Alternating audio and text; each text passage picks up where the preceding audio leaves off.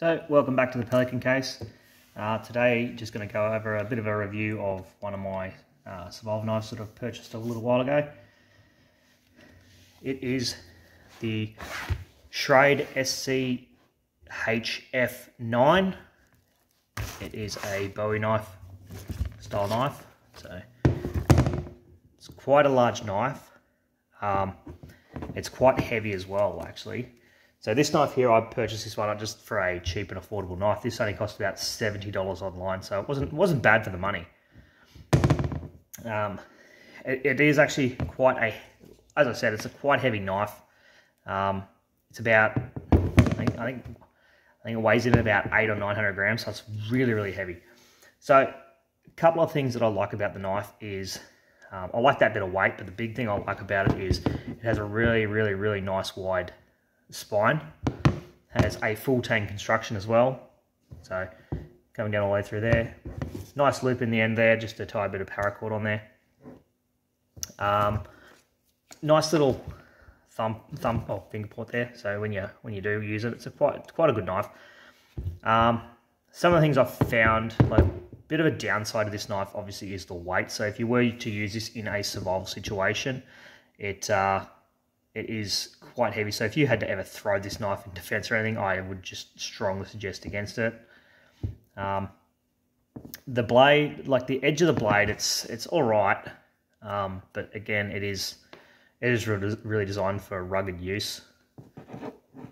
So the handle itself is quite thick, like it's wider than my thumb there. But and some of the things, like the grip on it's not too bad. Like it grips pretty well in your hand when you are using it.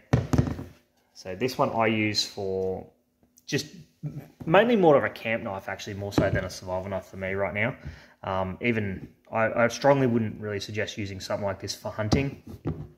It's just really heavy. So just to show you how big this knife is as well, it's quite a large knife. So tip there.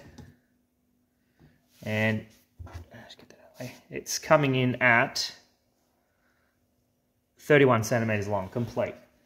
So just the usable blade itself, it's about 150 mil.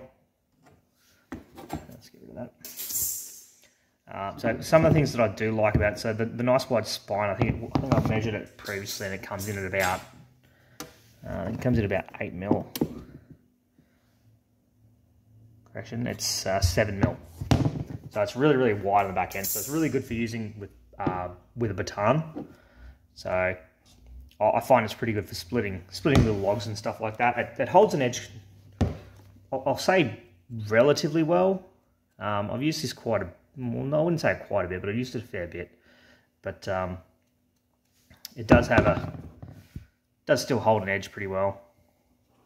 So probably the biggest thing I don't like about it actually is the big beefy handle on it too. So when you are using it for a baton and things like that, it does get a lot of vibration through the handle as well. So after a while, when you're using it, your hand really starts to hurt. Same thing, like even just holding it to chop things, after a while, it really does start to really become a bit of a nuisance after a while. So overall, though, I do rate the knife. Like if you're going camping and being a survivalist or anything like that on a budget, this is actually quite a good knife. I think this cost me about $70 Australian. So, and including postage, I think it was about 15-20 bucks. So less than $100, you can still get a half decent knife. So I'll just move that aside for a second. So one of the things that I like, but also not semi-dislike as well, the sheath on this thing is quite good. Well, it's okay for the money you're paying. Again, like you can go out and you can buy some really flash knives, but this one here, it's still pretty good for the money I paid.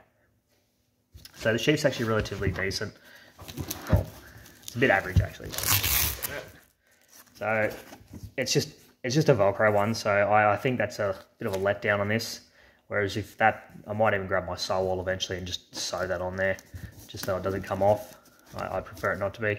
You do have the bit of moly on there, which it's okay to have it on there, and that's also Velcroed as well. And then same thing with the little pouch on the front there. This all comes standard in the case as well. The little pouch is actually pretty good. I don't really mind that. Like, just for a tiny little pouch, you can still put some stuff in here. So let's open it up. So I've got me steel, or me flint, whatever people want to call them. I did have a little bit more in here, but man, the young fella will playing around with it a little bit, and I'll teaching him some stuff.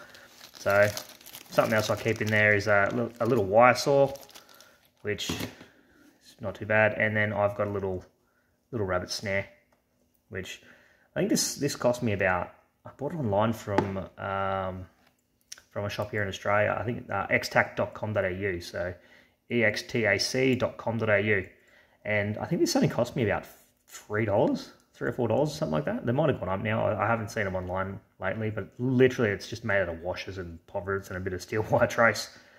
But it does pretty well actually. I've used that once or twice to catch a couple of rabbits here and there. And little wire saw. It's only a little cheap one. This one's only like, I think it's only like $5 again. And but teaching a 6-year-old, he doesn't really care. He just wants to play around with something cool. So that's just a couple of things that I keep in there. So the pouch itself actually it does actually go pretty well. So it does have on the back here, on the bottom end of the sheath here as well. Just let me unwrap that. It does have this cord, so you can tie it around your leg. So you put the sheath on, you just tie that around your leg if you really wanted to. You look like Rambo, but I think it's more so for practicality. But in a survival situation, you could probably use that thing for anything else. So I hope you liked the video, and I'll see you out and around the tracks.